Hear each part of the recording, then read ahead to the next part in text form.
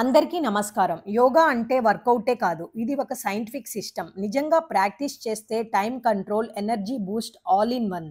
రెడీయా మీరు? అయితే ఈ వీడియో స్కిప్ చేయకుండా చివరిదాకా చూడండి, వినండి. యోగా అంటే ఆసనాలు చేయడం అనుకుంటే అది ఒక చిన్న అర్థం మాత్రమే. యోగా అసలు తత్వం అనేది జ్ఞానానికి, శరీరానికి, విశ్వానికి ఉన్న ఒక గొప్ప సంబంధం. ఆ సంబంధం ఎలాంటిది అంటే బ్రహ్మాండంతో మనకు ఉన్న అనుబంధం. ఈ సీక్రెట్ మనకి అర్థమవుతే మనిషి పరిపూర్ణుడవుతాడు. యోగా అనే పదము సంస్కృతంలో యుజ్ అనే ధాతువు నుండి వచ్చింది. దీని అర్థం కలవడం. అంటే యూనియన్. ఎవరితో కలవాలి? శరీరము, మనస్సు, ఆత్మ ఒకటిగా ఉండాలి. ఆత్మ పరమాత్మతో కలవాలి. ఆదియోగి యోగానికి మూలం. ఆయనే శివుడు. ఈ రహస్య విద్య శివుడు 7 ఋషులకు అందించాడు. అది త్రేతాయుగం, ద్వాపరయుగం, కలియుగం వరకు వ్యాపించింది.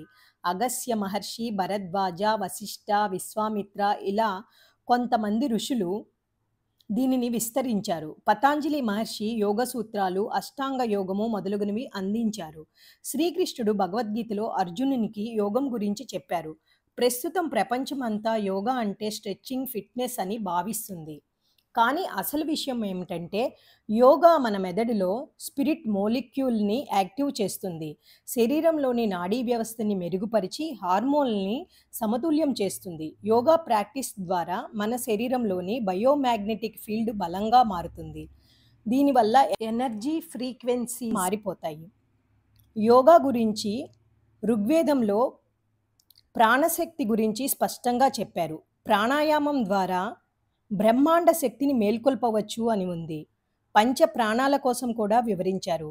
యజుర్వేదంలో నాడుల గురించి 108 నాడులు, ఆ నాడుల్లో ముఖ్యమైనది సుష్మనా నాడి అని గుర్తించారు. సామవేదంలో ధ్యానం, మంత్రాల ప్రభావం గురించి ప్రస్తావించారు. అథర్వణవేదంలో మంత్రశక్తి మరియు మనసు నియంత్రణ గురించి ఇచ్చారు. బీజమంత్రాలు ఎనర్జీ సెంటర్స్ని ఎలా ఇన్ఫ్లుయెన్స్ చేస్తాయో కూడా వివరించారు. పురాణాల ప్రకారము హనుమంతుడు బ్రెత్ కంట్రోల్లో మాస్టర్ అని చెప్పచ్చు. ఇంకా వరుణదేవుడు మనసుని కంట్రోల్ చేయగల శక్తి కలిగినవాడు. ఇంకా శివుడు గురించి అంటే ఆయనే ఈ యోగానికి మూలం. ఉపనిషత్తుల ప్రకారం యోగా అంటే శరీరం కంటే ఎక్కువగా మనసు పైన ప్రభావం చూపే ఒక శక్తి. మానవుడిలో ఆత్మజ్ఞానం మేల్కొల్పే శక్తి అని చెప్పచ్చు. ఓంకారం గురించి, ఆత్మయోగం గురించి ఒక్కొక్క ఉపనిషత్తు ఒక్కో దాన్ని గురించి వివరించింది. భగవద్గీతలో జ్ఞానయోగము, భక్తి యోగము, కర్మయోగము, రాజయోగము ఇలా యోగం యొక్క ప్రాముఖ్యతని గురించి చెప్పారు. తం విద్యా దుఃఖ సంయోగ వియోగం యోగ సంహితం సనిచ్చయేన యోక్తవ్యః యోగో నిర్విన్న చేతస. యోగం అంటే కేవలం శరీరాన్ని వంచటం కాదు, మనసుని నియంత్రించటం. ధ్యానము, ప్రాణాయామం ద్వారా మనసు సమతౌల్యం అవుతుంది. బ్రహ్మమొక్కటే పరబ్రహ్మమొక్కటే అన్న అన్నమాచార్య కీర్తనలో కూడా పరబ్రహ్మమే నిజమైన యోగ లక్ష్యం అని తెలియచేస్తుంది. పూర్వకాలంలో మహిళలు గోధుమలు ఇసురుతునేవారు. ఆ గోధుమలు ఇసురటంలో చెక్కిచ్చాలని ఆసనం కనిపిస్తుంది. నేల మీద కూర్చుని ఎన్నో పనులు చేసుకుంటారు. ఆ పనులు చేయటం వల్ల మూలాధార, స్వాదిష్టాన చక్రాలలో ప్రేరణ కలుగుతుంది. ఉయ్యాల ఊగేటప్పుడు మన మెదడులో ఆల్ఫా తరంగాలు ఎక్కువయ్యి శాంతిని, లోతైన ధ్యానాన్ని కలిగిస్తాయి. మన పూర్వీకులు ఆడిన ఆటలన్నీ కేవలం వినోదమే కాకుండా శరీర ఆరోగ్యాన్ని, మానసిక స్థిరత్వాన్ని, సామర్థ్యాన్ని పెంచేలా ఉండేవి. ఇవి అన్ని రకాల యోగ సాధనలో అనుసంధానంగా ఉండేవి. కబడ్డీ ఆట ఆడేటప్పుడు ఆ పదాన్ని పలుకుతూ ఒకే శ్వాసలో ఎక్కువసేపు ఆడాల్సి ఉంటుంది.